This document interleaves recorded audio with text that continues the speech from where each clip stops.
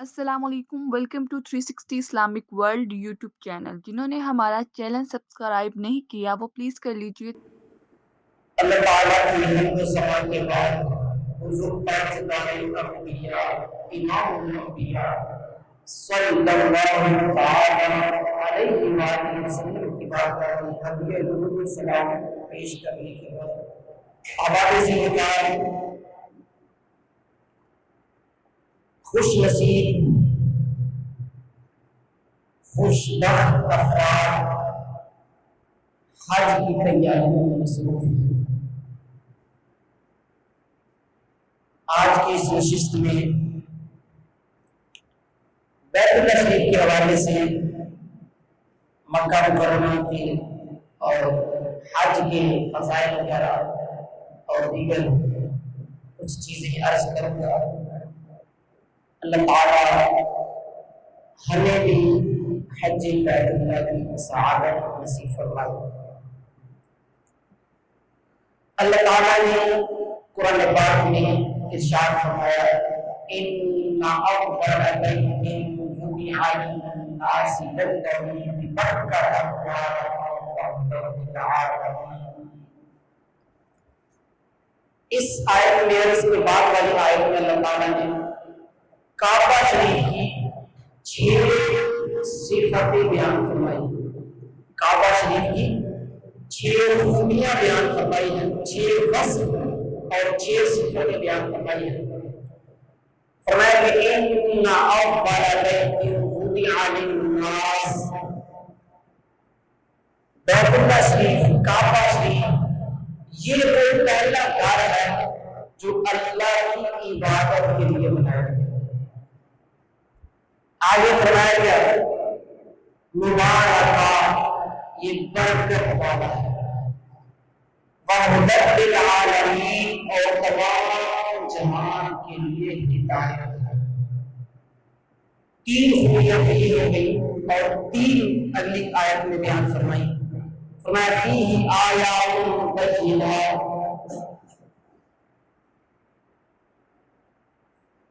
کہ اس میں نشانیاں ہیں، روشن نشانیاں ہیں، کھلی نشانیاں ہیں، مقام ابراہیم ہے۔ آگے فرمایا کہ وَلِلَّهِ عَلَى النَّاسِ حِجُّ الْبَيْتِ، لوگوں کے لیے بیت اللہ کا حج کرنا فرض ہے۔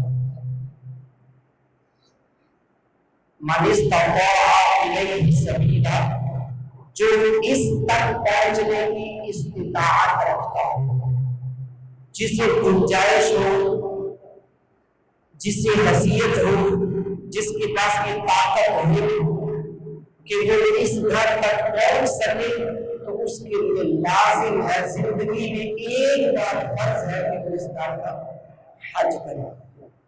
آباد سے مقام بیت اللہ شریف یہ وہ پہلا گھر ہے جو لوگوں کے لیے اللہ کی عبادت کے لیے پیدا کیا گیا۔ تو اچھا، اس آیت کا پس منظر، اس کا بیک گراؤنڈ کچھ یوں ہے۔ ان آیات کا جو مقصد اور غرض ہے وہ یہ ہے کہ مسجد اقصی جو بیت المقدس ہے وہ بھی الحمدللہ ہمارے نزدیک بڑی احترام والا ہے، بڑی عزت والا ہے، بڑی شان و شوکت ہے، بڑی فضیلت والا ہے۔ بیت المقدس میں یعنی مسجد اقصی میں جو کوئی ایک نماز پڑھتا ہے اسے 50,000 نمازوں کا ثواب ملتا ہے۔ تو وہ بڑی عزت والا ہے مسلمانوں کے نزدیک۔ لیکن کافروں نے کیا کیا، انہوں نے اس کا موازنہ شروع کر دیا کہ جی بیت المقدس افضل ہے یا بیت اللہ افضل ہے۔ انہوں نے کہا کہ بیت المقدس افضل ہے۔ کافروں نے، یہود و نصارہ نے یہ کہنا شروع کیا کہ بیت المقدس افضل ہے۔ تو اللہ تعالیٰ نے بیت اللہ شریف کی فضیلت میں یہ آیات نازل فرمائی اور مقصد یہ بیان کرنا تھا کہ بیت اللہ افضل ہے۔ خانہ کعبہ بیت اللہ یہ بیت المقدس سے افضل ہے۔ لیکن انداز دیکھیے کیسا خوبصورت ہے کہ اللہ تعالیٰ نے 6 خوبیاں بیان فرمائی اس آیت میں، لیکن کہیں بھی یہ نہیں فرمایا کہ بیت المقدس کی فضیلت کام ہے، یہ نہیں بیان فرمایا۔ کیا انداز ہے؟ فَإِنَّ أَوَّلَ بَيْتٍ وُضِعَ لِلنَّاسِ لَلَّذِي بِبَكَّةَ، فرمایا کہ یہ جو پہلا گھر ہے جو مسلمانوں کے لیے بنایا گیا کہ وہ اللہ کی عبادت کریں۔ اب یہاں یہ نہیں فرمایا کہ بیت المقدس جو ہے کی فضیلت کوئی کام ہے، نہیں، فرمایا بیت اللہ شریف کے وہ پہلا گھر ہے جو مسلمانوں کے لیے بنایا گیا تھا کہ وہ یہاں اللہ کی عبادت کریں۔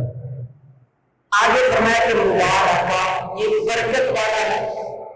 اب یہاں یہ نہیں فرمایا کہ بیت المقدس کوئی کم برکت والا ہے، نہیں، صرف اس کی فضیلت بیان فرمائی ہے، اس کی فضیلت کا انکار نہیں کیا۔ اگر توجہ ہوگی تو پھر سمجھ آئے گی اور مزہ بھی آئے گا، لطف بھی آئے گا۔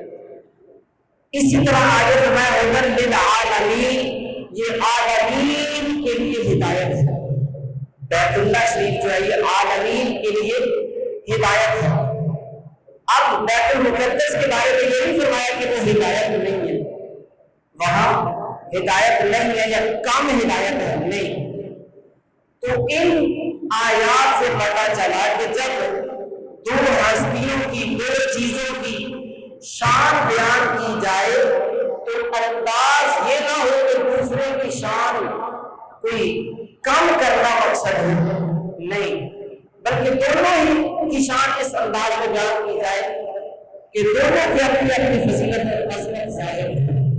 جیسے صحابہ کرام علیہ رضوان کی شان بیان کی جائے تو یہ نہیں ہے کہ انداز یہ ہو کہ اہل بیت کی کوئی فضیلت نہیں ہے، نہیں، یہ بڑا انداز ہے۔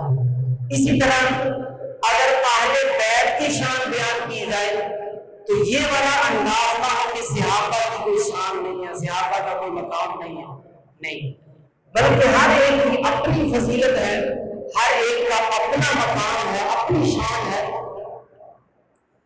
تو آباد اسی وقار اللہ تعالیٰ نے ان آیات میں بیت اللہ شریف کی عظمت اور فضیلت اور افضلیت بیان کی ہے، افضلیت۔ اچھا، بیت اللہ شریف کب بنا، کیسے بنا، اس حوالے سے عرض کرتا ہوں۔ روح زمین پیدا کرنے سے 2000 سال، یہ زمین پیدا کرنے سے 2000 سال پہلے، چونکہ اللہ کا جو عرش ہے وہ پانی پر تھا، اللہ کا عرش پانی پر تھا، تو جہاں آج بیت اللہ ہے، بیت اللہ شریف خانہ کعبہ ہے، این اسی جگہ پہ ایک ٹیلا ہوا کرتا تھا، ایک ٹیلا تھا اسی جگہ پہ۔ پھر اللہ تعالیٰ نے جب زمین کو پیدا کرنا چاہا تو اللہ تعالیٰ کے حکم سے ہوا آئی، ہوا نے پانی میں بہت زیادہ لہریں پیدا کی، پانی میں بہت زیادہ لہریں پیدا کی۔ اب جب وہ بڑی بڑی لہریں ٹکرائی آپس میں تو اس سے جھاگ بنی، اور اس جھاگ سے پھر زمین کو بنایا گیا۔ ایک روایت یہ ہے کہ جو جہاں خانہ کعبہ ہے یہاں ٹیلا لائی اور اس ٹیلے سے پھر ساری زمین کو پھیلا دیا گیا۔ یہی وجہ ہے کہ حضرت عبداللہ بن عباس رضی اللہ تعالیٰ عنہ فرماتے ہیں کہ یہ خانہ کعبہ نا اس جگہ کو سرۃ الارض کہتے ہیں، یعنی زمین کی ناف، زمین کی ناف۔ تو جیسے جب بچے کی پیدائش ہوتی ہے تو پہلے ناف پیدا ہوتی ہے، پھر اس سے جناب سارے جسم کو روزی ملتی ہے، رزق ملتا ہے۔ تو یہ خانہ کعبہ کی جو زمین ہے جہاں اس وقت خانہ کعبہ ہے، اس کو سرۃ الارض کہتے ہیں، یعنی پوری روح زمین کا اثر ناف۔ آباد سے مقام عرض یہ کر رہا ہوں کہ جب اللہ تعالیٰ نے اس روئے زمین کو پیدا کرنے کا ارادہ فرمایا تو جب سمندر میں لہریں پیدا ہوئی، اس سے جھاگ بنی، اس سے زمین کو پیدا کیا گیا، اسی طرح پھر آسمان کو ان سے بخارات اٹھے، ان لہروں سے، اس جھاگ سے بخارات اٹھے، اس سے آسمان کو پیدا کیا۔ یہی وجہ ہے کہ آسمان کو قرآن پاک میں دھواں کہا گیا اور فرمایا واہیہ دخان، واہیہ دخان، یہ دھواں ہے، یہ آسمان جو ہے یہ دھواں ہے۔ تو ان بخارات سے آسمان کو پیدا کیا گیا۔ بہرحال یہ زمین و آسمان کی پیدائش کے حوالے سے جناب امام زین العابدین رضی اللہ تعالیٰ عنہ آپ خانہ کعبہ کا طواف کر رہے ہیں، خانہ کعبہ کا طواف کر رہے ہیں، ایک شخص حاضر ہوا اور عرض کیا جناب یہ طواف کعبے سے ہے، کیوں، کیسے شروع ہوا؟ تو امام زین العابدین رضی اللہ تعالیٰ عنہ آپ طواف کرتے رہے، اس کی بات سن لی لیکن جواب کچھ نہ دیا۔ جب 7 چکر پورے کر کے فارغ ہوئے تو میزات رحمت، جو رحمت کا پرنالہ ہے، جو رحمت کا پرنالہ ہے، یعنی جو چھت کا پانی جس پرنالے سے آتا ہے اس کو کہتے ہیں میزات۔ تو جہاں وہ پانی گرتا ہے حتیم، یعنی خانہ کعبہ کی ایک طرف ایک یوں دیوار بنے یا گول سے، اس کو کہتے ہیں حتیم۔ تو وہاں آ کے آپ نے نماز پڑھی، نماز پڑھنے کے بعد آپ دعا مانگنے لگے، دعا مانگنے کے بعد جب فارغ ہوئے تو پھر آپ نے بلایا اس شخص کو، فرمایا کہاں ہے وہ شخص جو پوچھنے والا، جو سوال کرنے والا تھا؟ جب وہ آیا تو یہ میں عرض یہ کرنے لگا ہوں کہ یہ خانہ کعبہ کیسے بنا، کب اور کیسے بنا؟ تو جب حضرت امام زین العابدین رضی اللہ تعالیٰ عنہ نے اس شخص کو بلایا، کہا ہاں جی آپ کا سوال یہ ہے کہ طواف کب، کیسے، کیوں شروع ہوا؟ تو اس کا جواب یہ ہے تم میری بات توجہ سے سننا، تم میرے زبان سے سچ اور حق ہی سنو گے۔ یہ امام زین العابدین فرما رہے ہیں، فرمایا تم میری زبان سے سچ اور حق ہی سنو گے۔ تو آپ نے فرمایا کہ سنو، جب اللہ تعالیٰ نے فرشتوں سے فرمایا تھا انی جاعل فی الارض خلیفہ، کہ میں زمین پر اپنا نائب بنانے والا ہوں، زمین پر اپنا نائب بنانے والا ہوں۔ تو فرشتوں نے عرض کیا تھا کہ مولا ایسے شخص کو نائب بنائے گا جو فساد کرے گا؟ یعنی فرشتوں کی کہ ذہن میں یہ تھا، ان کے دل میں یہ بات تھی کہ ہم خلافت کے زیادہ حقدار ہیں، ہم خلافت کے زیادہ حقدار ہیں کہ ہم نافرمانی نہیں کرتے، ہر وقت عبادت و ریاضت کرتے ہیں۔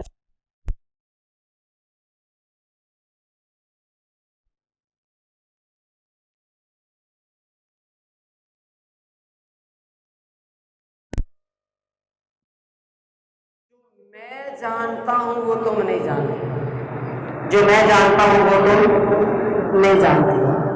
اب جب اللہ تعالیٰ نے یہ فرمایا، اب فرشتوں نے یہ سمجھا کہ اللہ تعالیٰ ہم سے ناراض ہو گیا، ہم نے سوال کیا ہے، ہم نے بات کی ہے، اللہ تعالیٰ کی حکمت پہ بات کی ہے، تو اللہ تعالیٰ ہم سے ناراض ہو گیا ہے۔ جب فرشتوں نے یہ سوچا تو انہوں نے اللہ کے عرش کی پناہ لی اور عرش کے ارد گرد گھومنا شروع کر دیا، طواف شروع کر دیا، حتیٰ کہ 700 سال وہ عرش کا طواف کرتے رہے، 700 سال۔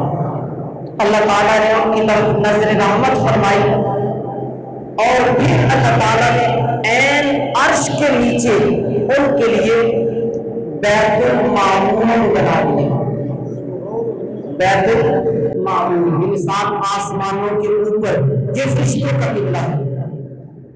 یہ فرشتوں کا قبلہ ہے بیت المعمور. تو اللہ تعالیٰ نے بیت المعمور بنا دیا اور فرشتے اس کا طواف کرتے ہیں. اب اللہ تعالیٰ نے فرمایا کہ زمین پر بھی میرا ایک ایسے ہی گھر ہونا چاہیے. زمین پر بھی میرا ایسے ہی ایک گھر ہونا چاہیے. تو پھر اس جگہ پہ جہاں خانہ کعبہ ہے, اس جگہ پہ اللہ کے حکم سے فرشتوں نے آ کے اللہ کا گھر بنایا. اور شروع میں آدم علیہ السلام نے بھی کچھ اس کی تعمیر کی. پھر جب حضرت نوح علیہ السلام کے زمانے میں طوفان آیا تو جو اللہ کا گھر جو فرشتوں نے بنایا تھا یہ اوپر سے جو آیا تھا وہ اٹھا لیا گیا, اور بعد میں پھر حضرت ابراہیم علیہ السلام نے اس کی تعمیر فرمائی. مختلف ادوار میں اس کی تعمیر ہوتی رہی.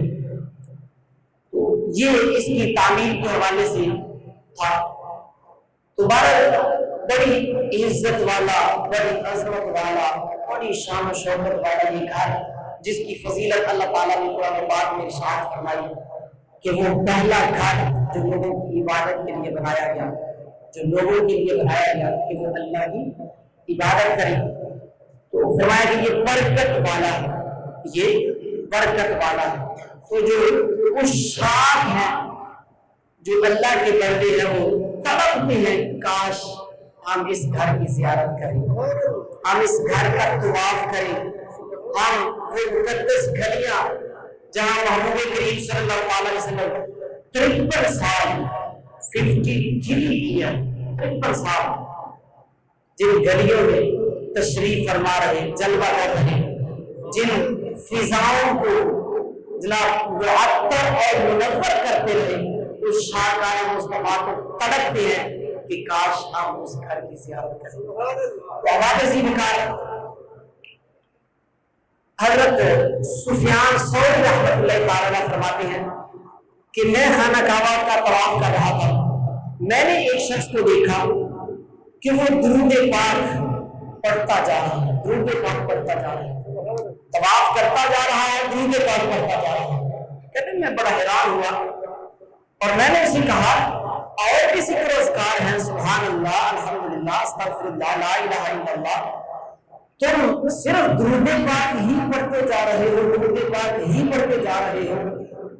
اس نے کہا سنو میری داستان سنو, میں اور میرے والد ہم حج کے لیے آ رہے ہیں, ایک جگہ پہ ٹھہرے تو وہاں میرے والد صاحب بیمار ہو گئے اور وہ اس قدر بیمار ہوئے کہ وہ فوت ہو گئے. لیکن فوت ہونے کے بعد ان کا چہرہ سیاہ ہو گیا, آنکھیں بھی ٹیڑھی ہو گئی, چہرہ بھی ٹیڑھا ہو گیا. میں بڑا پریشان ہوا, میں رونے لگا. اتنے میں مجھے نیند آ گئی, میری آنکھیں بند ہوئی.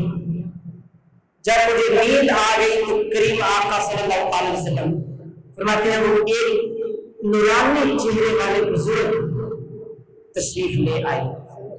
انہوں نے آ کے میرے والد صاحب کے چہرے پہ ہاتھ پھیرا تو میرے والد کا چہرہ روشن ہو گیا اور بالکل صحیح سلامت ہو گیا. اب جب وہ جانے لگے تو میں نے ہاتھ پکڑ لیا کہ حضور میری اس پریشانی نے مجھ پر کرم فرمایا ہے تو بتاتے چلے کہ آپ ہیں کون. کہا میں تمہارا نبی محمد رسول اللہ, میں تمہارا نبی محمد رسول اللہ, اور یہ تمہارا جو باپ ہے یہ مجھ پر کثرت سے درود پاک پڑھا کرتا ہے. اگرچہ گناہگار تھا لیکن کثرت سے درود پاک پڑھا کرتا تھا. تو جو مجھ پر درود پاک پڑھتا ہے میں اسے پریشانی کے وقت اکیلا نہیں چھوڑتا. تو سیدی اعلیٰ حضرت امام اہل سنت فرماتے ہیں فریاد امتی جو کرے حال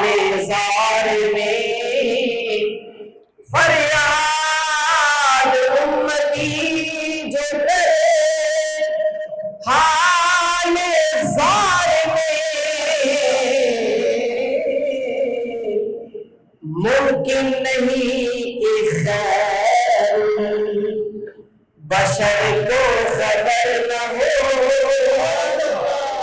ممکن نہیں کہ خیر بشر کو خبر نہ ہو۔ تو جو امتی کریم آقا صلی اللہ علیہ وسلم کی بارگاہ میں فریاد کرے تو یہ ہو نہیں سکتا کہ سرکار کو خبر نہ ہو اس کی۔ تو آباد عظیم مکان یہ ہے کہ جو کریم آقا صلی اللہ علیہ وسلم پر کثرت سے درود و سلام پڑھتا ہے تو جب وہ جناب مصیبت میں ہوتا ہے تو سرکار صلی اللہ علیہ وسلم اس کی مدد فرماتے ہیں۔